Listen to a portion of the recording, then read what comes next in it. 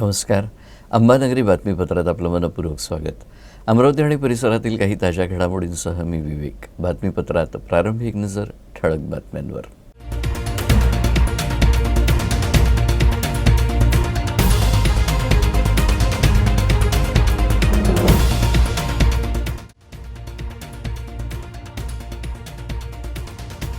जुनी पेन्शन योजनेच्या मागणीसाठी राज्य सरकारी कर्मचाऱ्यांनी गुरुवारपासून सुरू केला बेमुदत संप. या संपात अमरावतीतल्या विविध कार्यालयातील कर्मचारी झाले सहभागी.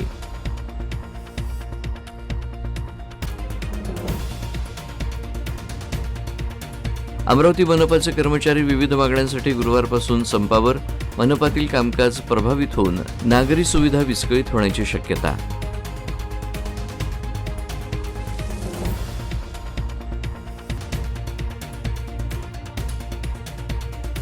आणि अंबानगरीत आयोजित शिवमहापुराण महाकथेची तयारी पूर्ण. 15 डिसेंबर रोजी निघणार भव्य कलश यात्रा.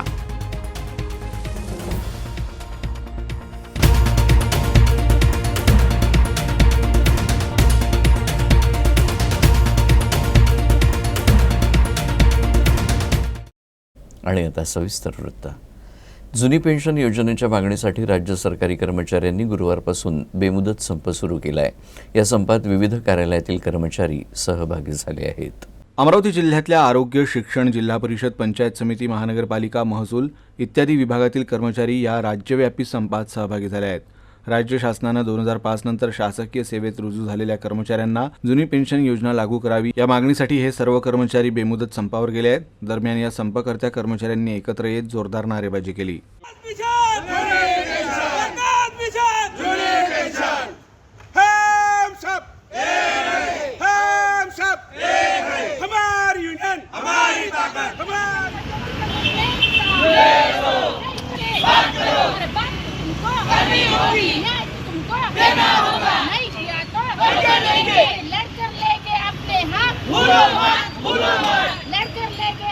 आज 14 तारखेपासून नियमित कर्मचारी हे सगळे संपावर गेलेले आहेत आणि तसंच NHMचे जे आहेत त्यांनी 1 दिवसाचा टोकन स्ट्राईक आहे. त्यामुळे आज 384 पैकी 270 जण संपावर आहेत आणि आपल्याकडं 89 जण ड्युटीवर आहेत. त्यातले जवळपास निम्मे आमचे हे डॉक्टर्सच आहेत. आपण काही बंधपत्रित कंत्राटी स्टाफ नर्सेस तसेच काही आपण डेली वेजेसवर सुद्धा स्वच्छतेसाठी माणसं घेऊन आपण सध्या काम चालू होतं. संपाचा काही परिणाम झाला? संपाचा परिणाम झालाच आणि मोठ्या प्रमाणात कर्मचारी नाही आहेत. रुग्णांची हालत आहे? नाही, आम्ही ती व्यवस्था केलेली आहे. आम्ही काही ठिकाणी आमचे डॉक्टरसुद्धा ॲडिशनल दिलेले आहेत. त्यात इंटर्न्स सहित इंटर्नही अजून वाढून येतात त्याच्यामध्ये काही. अमरावती महानगरपालिकेचे कर्मचारी आपल्या विविध मागण्यांसाठी गुरुवारपासून संपावर गेले. यामुळे महानगरपालिकेतील कामकाज प्रभावित होऊन नागरी सुविधा विस्कळीत होण्याची शक्यता आहे. अमरावती महानगरपालिकेतील सर्व कार्यरत अधिकारी, कर्मचारी आणि सफाई कामगार तसंच सर्व सेवानिवृत्त कर्मचारी 14 डिसेंबरपासून संपावर गेले आहेत. दिवाळीपूर्वी देखील संघटनेनं संपाचं हत्यार उपसलं होतं. त्यावेळी आयुक्त देविदास पवार यांनी मागण्या पूर्ण करण्याचं आश्वासन देत संप मिटवण्यात यश मिळवलं. मात्र त्यांनी शब्द पाळला नाही असा आरोप करत कर्मचारी आता पुन्हा संपावर गेले आहेत.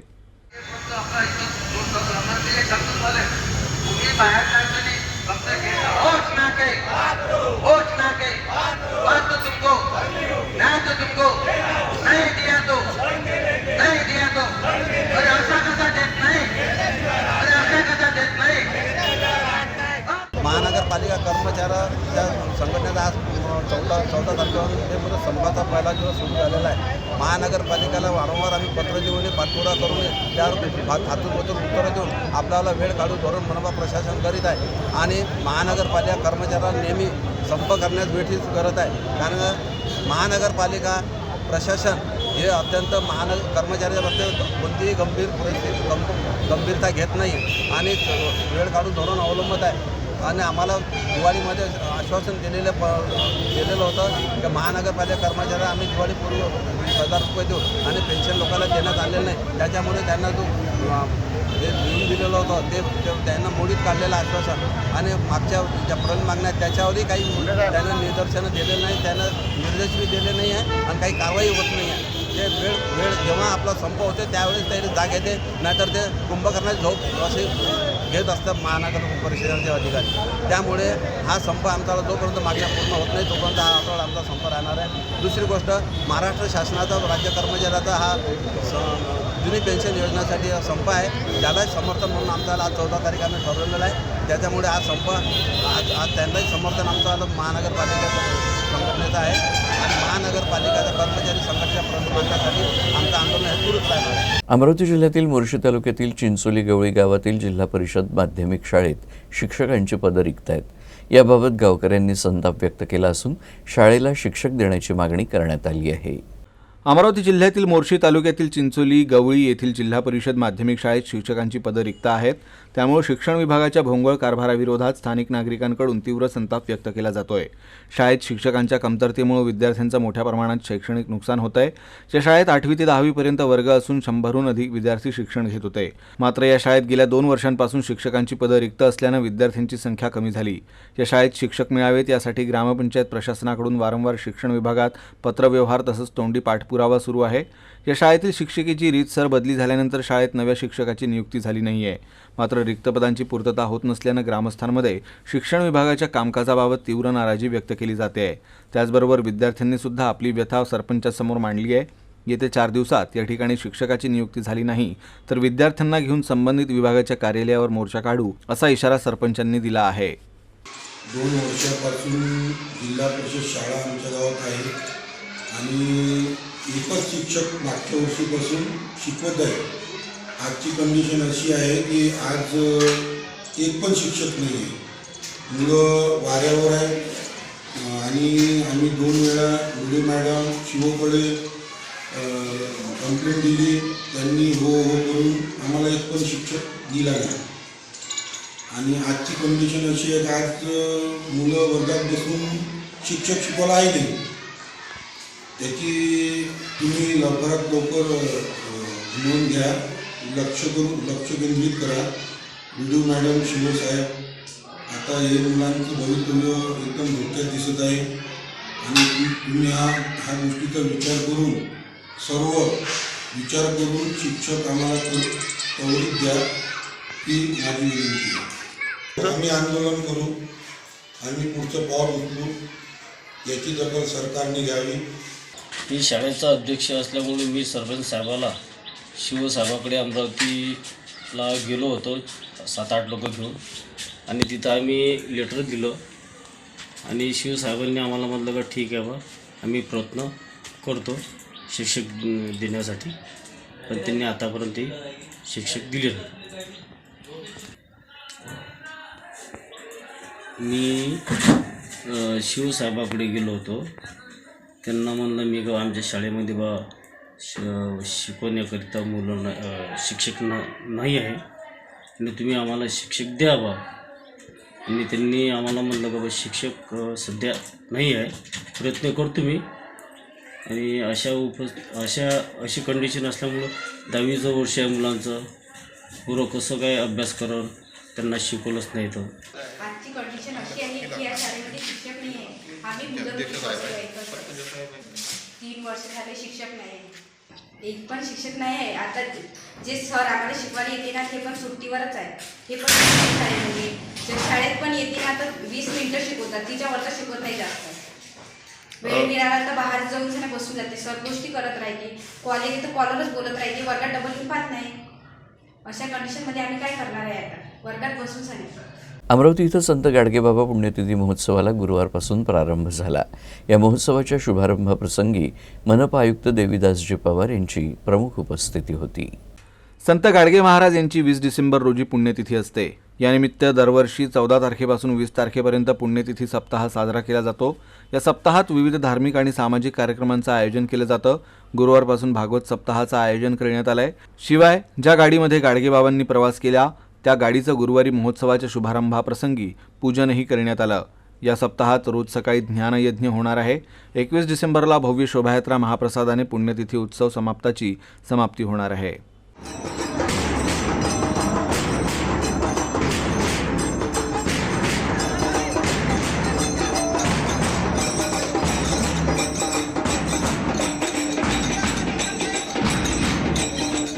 अमरावती शहरात आयोजित शिवपुराण महाकथेची तयारी पूर्ण झाली असून या अंतर्गत 15 डिसेंबर रोजी अमरावती शहरात भव्य कलश यात्रा काढण्यात येणार आहे. तसंच कथास्थळी आवश्यक सर्व सुविधा करण्यात आल्या आहेत. आयोजित करण्यात आलेल्या एका पत्रकार परिषदेत याबाबत अधिक माहिती देण्यात आली. लाखो भक्त शिवमहापुराण कथेचं श्रवण करण्यासाठी येण्याचा अंदाज असल्यानं 70 एकर परिसरात 5 ते 6 भव्य मंडप उभारण्यात आले आहे. कथास्थळाच्या समोर 200 एकरात वाहनस्थळाची व्यवस्था करण्यात आली आहे. सोबतच कथास्थळी मुक्कामी राहणाऱ्या भक्तांची 5ही दिवस रोज सकाळ संध्याकाळ जेवण चहा नाश्त्यांची निशुल्क व्यवस्था करण्यात आली आहे. ज्या मुख्य मंचावरून पंडित मिश्रा कथा वाचन करतील तो मंच 8 बाय 40 फूट असून 8 फूट उंच राहणार आहे. त्यामुळे महाराजांचं सहज दर्शन भाविकांना होणार आहे. कथास्थळी भक्तांना सहज प्रवेश मिळावा यासाठी 5 प्रवेशद्वार असून या प्रवेशद्वारातून भक्त मंडळी प्रवेश करून आपल्या सोयीनुसार स्थान ग्रहण करून उत्तम प्रकारे कथा श्रवणाचा आनंद घेऊ शकतील. कथास्थळी स्वच्छता राहावी यासाठी 500 सफाई सेवक अहोरात्र सेवा देणार आहे. भाविक भक्तांच्या सोयीसाठी 300 शौचालय आणि 500 स्नानगृह निर्माण करण्यात आलं आहे. 500 फिरती स्वच्छता गृहे राहणार आहे. 5000 महिला आणि 5000 पुरुष अहोरात्र स्वयंसेवक म्हणून कार्यरत राहणार आहे. 300 सीसीटीव्ही कॅमेरे लावण्यात आले आहे. अग्निशमन दलाला सज्ज ठेवण्यात येणार आहे. उत्तम प्रकाश व्यवस्थेसह अत्याधुनिक साऊंड सिस्टीम लावण्यात आली आहे. 15 डिसेंबरची कलश यात्रा जिल्हा स्टेडियम, इरविन चौक, जयस्तंभ चौक, राजकमल चौक, राजापेठ उड्डाणपूल, कंवर नगर, फरशी स्टॉप, दस्तूर नगर, छत्री तलाव मार्ग, श्री हनुमान गढी इथं पोहोचेल. पत्रकार परिषदेला राणा दाम्पत्यांसह पोलीस आयुक्त नवीनचंद्र रेड्डी, चंद्रकुमार जाजोदिया आणि वेगवेगळ्या समित्यांचे प्रमुख हजर होते. स्वागतम यहाँ पर उपस्थित मेरे सभी भाइयों, मुझे अत्यंत प्रसन्नता कि आपने यह जो एक छोटा सा आयोजन था इसको आपके कलम की लेखनी के जादू से आपने इसको इतनी ऊंचाई पर पहुंचा दिया है कि यह जो आप यहाँ देख रहे हैं इतने भव्य पंडाल बने हैं. क्योंकि कुछ माध्यम धन्यवाद देना चाहूँगा कि आप लोगों ने 1-2 लोग छोड़ दिए जाए, फिर में सब के सब 99% लोगों ने इतना सुंदर, इतनी अच्छी प्रसिद्धि दी है और इतना बढ़िया माहौल आपने तैयार कर दिया है शहर में कि मैं समझता हूँ हिंदुस्तान के हर कोने से यहाँ पे लोग आके हर घर में रुके हैं. खास वितरण की जो जवाबदारी थी वो हमारे हजारों कार्यकर्ताओं ने पूरे जिले में पूरी की है. पशुसंवर्धन विभागातर्फे जनावरांमधील वंध्यत्व निवारण शिबिराचं आयोजन करण्यात आलं होतं. विविध प्रकारचे आजार असलेल्या जनावरांची तपासणी करून त्यांच्यावर औषधोपचार करण्यात आले. अमरावती जिल्ह्यातील तिवसा तालुक्यातल्या ममदापूर इथं हे आयोजन करण्यात आलं होतं. पशुसंवर्धन विभाग तिवसा अंतर्गत पशुधन विकास अधिकारी डॉक्टर परीक्षित कातखेडे यांच्या मार्गदर्शनात ममदापूर इथं जनावरांवरील वंध्यत्व निवारण शिबिराचं आयोजन करण्यात आलं होतं. विविध प्रकारचे आजार असलेल्या जनावरांची तपासणी करून औषध उपचार करण्यात आले. यामध्ये सुमारे 70 जनावरांची तपासणी करण्यात आली. यावेळी माजी सरपंच मुकुंद पुनसे, संदीप थोटे, राजेंद्र कडगे, निलेश पुनसे यांच्यासह पशुपालक उपस्थित होते. तर सदर शिबिर यशस्वी करण्यासाठी पशुसंवर्धन विभागाचे कर्मचारी अनिल हराळ, ज्ञानेश्वर समर्थ, मोहित मोरे, ग्रामपंचायत कर्मचारी विक्की शिरपूरकर यांनी सहकार्य केलं. याप्रसंगी पशुपालकांनी जनावरांच्या चाऱ्याकरिता 7 बाऱ्यावर 100% अनुदानावर वैरण बियाणांचं वाटप करण्यात आलं. तर जनावरांवरील वंध्यत्व निवारण करण्याकरिता आणि पशु उत्पादन क्षमता वाढवण्याकरिता ग्रामपातळीवर तज्ज्ञ डॉक्टरांच्या मार्गदर्शनात होणाऱ्या शिबिराला सहकार्य करण्याचं आवाहन यावेळी मुकुंद पुनसे यांनी ग्रामस्थांना केलं.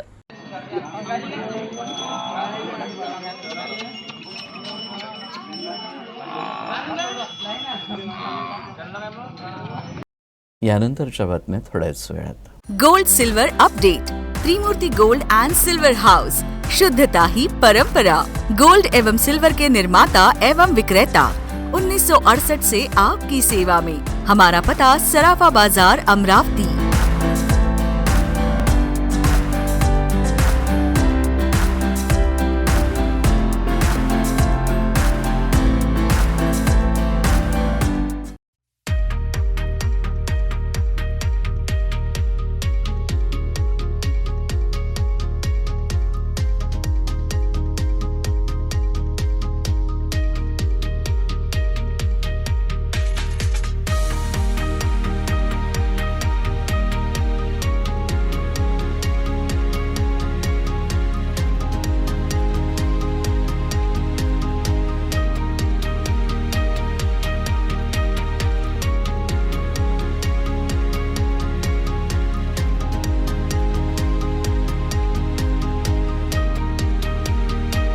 विश्रांतीनंतर बातमीपत्राच्या या भागात आपलं पुन्हा एकदा स्वागत.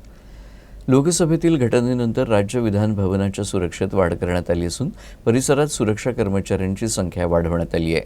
विधान भवन परिसरात येणाऱ्यांची कडक तपासणी करण्यात येते. तर विधानसभा अध्यक्ष आणि विधानसभेचे उपसभापती यांनी प्रेक्षक गॅलरीवर तात्पुरती बंदी घातली असून आमदारांना जारी केलेले पासही मर्यादित करण्यात आले आहेत. लोकसभा की घटना के बाद राज्य विधानसभा की सुरक्षा कड़ी कर दी है. कल जहां हमने देखा कि घटना को लेकर विधानसभा अध्यक्ष और विधान परिषद उपाध्यक्ष ने जो विजिटर गैलरी होती है यानी दर्शक दीर्घा में बैठने वाले जो लोग होते हैं उनके पर अस्थायी तौर पर रोक लगा दी है. वहीं जो विधायकों को जो पासेस जारी होती है उसको भी संख्या जो है उसकी सीमित कर दी है. वहीं आज दूसरे दिन भी जो विधानसभा की जो सुरक्षा है उसको कड़ी कर दी गई है. आप देख सकते हैं कि विधानसभा के बाहर बड़ी संख्या में पुलिसकर्मियों को तैनात किया गया है, जहां वो आने वाले वाहनों सहित लोगों की कड़ी जांच कर रही है. वहीं जो लोग अंदर जा रहे हैं उनकी भी कड़ी जांच की जा रही है. पहले जहां था कि एक उन्हें छोटी सी प्रक्रिया के तहत उन्हें अंदर जाने दिया जाता था, वहीं कल की जो लोकसभा की घटना के बाद उन्हें कड़ाई से उनकी जांच की जा रही है. उनके दस्तावेज पासेस को चेक किया जा रहा है. वहीं जिनके पास पासेस नहीं है उन्हें विधानसभा के अंदर प्रवेश नहीं दिया जा रहा है. कि लोग कल बता दें कि लोकसभा में कल 2 लोग दर्शक दीर्घा से सदन के अंदर कूद गए जिसके कारण वहाँ पे अफरा तफरी का माहौल मच गया था. कल का दिन 2000 जो संसद में हमला हुआ था उसका भी दिन था, यानी 2 दशक पहले जो घटना हुई थी वो उसी दिन हुई थी. उसके जिसके अरे एक बेहद महत्वपूर्ण और संवेदनशील जगह पर इस तरह की घटना के बाद जो सुरक्षा है उस पर सवालिया निशान खड़े हुए. हालांकि इसकी जांच की जो प्रक्रिया है उसको शुरू कर दी गई है. अब ये देखना होगा कि जो महाराष्ट्र विधानसभा के या परिसर में जिस तरह की जो रोक लगाई है उसे कब हटाती है. कैमरामैन दिनेश सातपुते के साथ रवि शुक्ला, UCN न्यूज, नागपूर. जुन्या पेन्शनच्या मागणीसाठी कर्मचारी संपावर जाणार आहेत. राज्याचे उपमुख्यमंत्री अजित पवार यांनी कर्मचाऱ्यांना संपावर न जाण्याचं आवाहन केलं आहे. राज्य सरकारतर्फे नेमण्यात आलेल्या समितीचा अहवाल राज्य सरकारला मिळाला असून केंद्रानं स्थापन केलेल्या समितीचा अहवालही लवकरच येणार असल्याचं अजित पवार यांनी म्हटलं आहे. दोन्ही समित्यांच्या अहवालाचा अभ्यास करून लवकरात लवकर याबाबत निर्णय घेतला जाईल असंही उपमुख्यमंत्री अजित पवार यांनी म्हटलं आहे. तो अहवाल लगेच पटलावर तो अहवाल आम्ही सरकार म्हणून आम्ही बघितला पाहिजे ना. त्याच्या संदर्भामध्ये आपण तो बघून त्याच्यानंतर आता कर्मचाऱ्यांनी त्यांची मागणी काय करावी हा त्यांचा अधिकार आहे. पण नेहमीच राज्यकर्ते आणि कर्मचारी संघटना यांचे अतिशय चांगले संबंध राहिलेत. एक अपवाद मला आठवतोय, त्यावेळेस मी राजकारणात नव्हतो, परंतु वसंतदादा पाटील मुख्यमंत्री असताना 52, 53, 54 काहीतरी दिवस त्यावेळेसचा एक संप झालेला होता. तेवढाच अपवाद हा साधारण पाहायला मिळतो. मात्र नंतरच्या वेळेस थोडंसं पुढं मागं झालं, परंतु वेळोवेळी मार्ग निघाले आणि त्याच्यामध्ये शेवटी त्यांना चर्चा करावी लागेल, आम्हाला चर्चा करावी लागेल आणि त्याच्यातनं मार्ग त्या ठिकाणी काढावा लागेल. काल खरं तर एवढं व्यवस्थितपणे मुख्यमंत्री महोदयांनी सांगितलेलं होतं.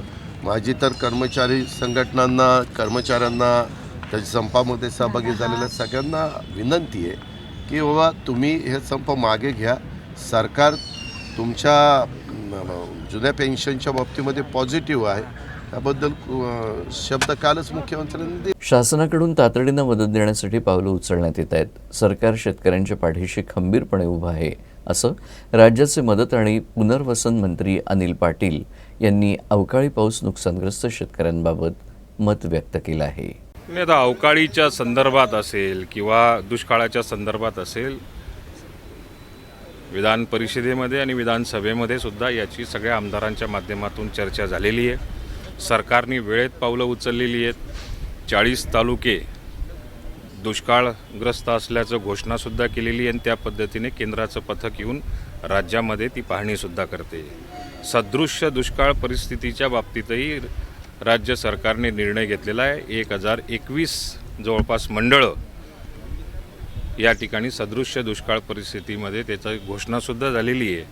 आणि येणाऱ्या पुढच्या आठवड्यात किंवा येणाऱ्या 8 दिवसामध्ये जी काही राज्यातली मंडळं सुटली असतील, जी नवीन मंडळं झालेली असतील, पण ते या सदृश्य दुष्काळच्या यादीमध्ये घोषणेमध्ये आलेली नसतील, त्या बाबतीमध्ये राज्य सरकार लवकरात लवकर निर्णय घेणार आहे आणि याच्या बाबतीमध्ये शेतकऱ्याला दिलासा देण्याच्या दृष्टिकोनातून मुख्यमंत्री महोदय शुक्रवारी आपलं निवेदन करणार आहेत. उपमुख्यमंत्री अजित पवार यांनी PhD धारकांबाबत केलेल्या स्वतःच्या वक्तव्याबाबत माफी मागितली आहे.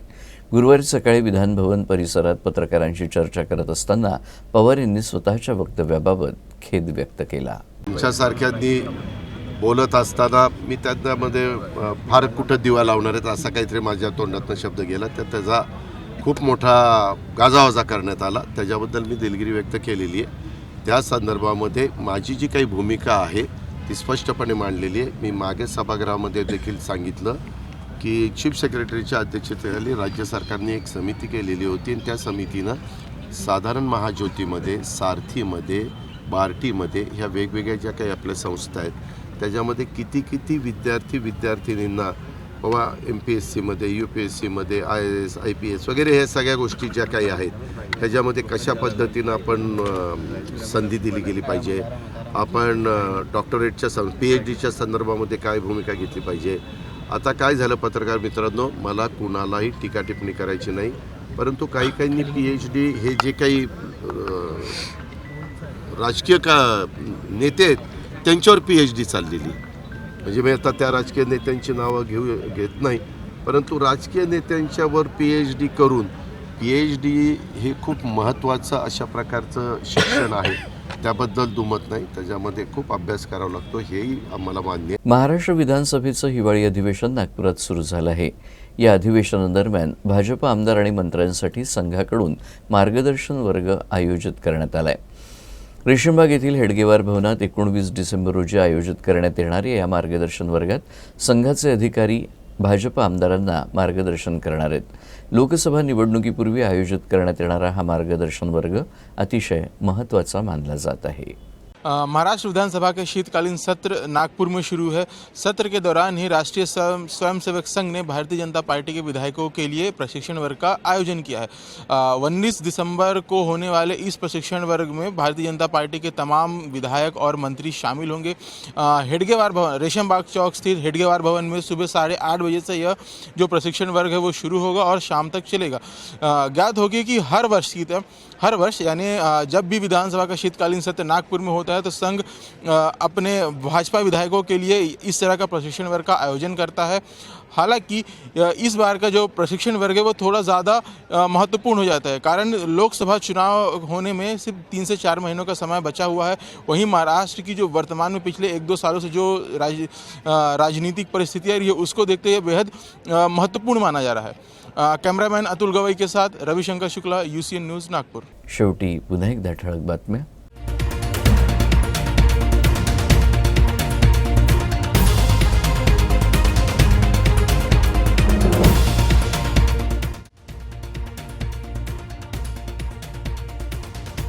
जुनी पेन्शन योजनेच्या मागणीसाठी राज्य सरकारी कर्मचाऱ्यांनी गुरुवारपासून सुरू केला बेमुदत संप. या संपात अमरावतीतल्या विविध कार्यालयातील कर्मचारी झाले सहभागी.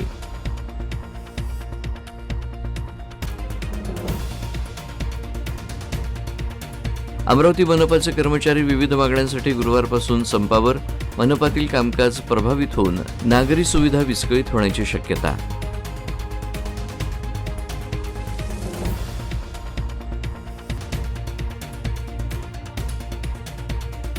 आणि अंबानगरीत आयोजित शिवमहापुराण महाकथेची तयारी पूर्ण.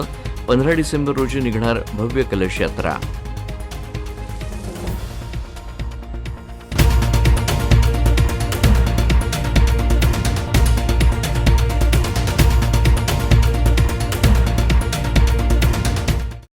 आणि याबरोबरच हे बातमीपत्र संपलं. पुन्हा भेटूया पुढच्या बातमीपत्रात. तोपर्यंत नमस्कार.